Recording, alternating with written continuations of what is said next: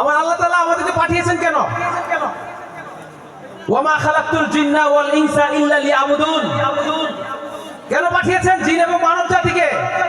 শুধুমাত্র আল্লাহ তাআলার ইবাদত করার জন্য। এবং দাওয়াতি কাজ করে নামাজ কায়েম করতে বলেছেন, দিন কায়েম করতে বলেছেন নাকি? দিন কায়েম আর নামাজ কায়েম মানে কি শুধু নামাজ পড়া? নামাজ পড়তে তো বলেননি আল্লাহ তাআলা একবারও। নামাজ কায়েম করতে বলেছেন। শুধু আমি পড়বো না, সবাইকে নিয়ে পড়বো, সেটা হচ্ছে কায়েম। ঠিক কি না? আর আমরা মনে করি শুধু আমি নামাজ পড়লে হয়ে গেল। দিন কায়েম করার প্রয়োজন নেই। আমি মুসলিম বলে তারপরও নিজেকে কি করে? যেখানে স্পষ্ট আল্লাহ তাআলা বলেছেন দিন কায়েম করা ফরজ, প্রত্যেককে দাওয়াতি কাজ করা ফরজ, নামাজ রোজার মতো দাওয়াতি কাজ করা, দিন প্রচার করা ফরজ নাকি?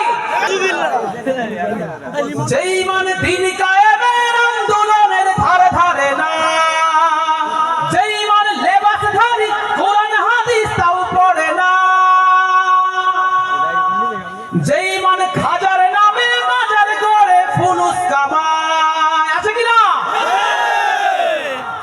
যেই মানে শিরকিয়াতের আমল করেও ভীত না হয়, যেই মানে বাস্তবে নাই, যেই মানে বাস্তবে নাই কথার ছলে পাকা বলি, কিভাবে বলে বলো ঈমান বলি, কিভাবে তারে বলো ঈমান বলি, কিভাবে তারে বলো ঈমান বলি। যেই মানে ঈমান ভুলে নাস্তিকতার মঞ্চে উঠে, যেই মানে বাতিল মতের দূষণ করেও ফায়দা লুটে, যেই মানে মসজিদে খায় দায় আনন্দ করে, যেই মানে দেখে না যে ফিলিস্তিনে ভাইরা মরে, যেই মানে দেখে না যে আরাকানে শিশু মরে, যেই মানে বাস্তবে নাই, যেই মানে ময়দানে নাই, মঞ্চে ফোটায় কথার কলি, কিভাবে তারে বলো ঈমান বলি, কিভাবে তারে বলো ঈমান বলি, কিভাবে তারে বলো ঈমান বলি।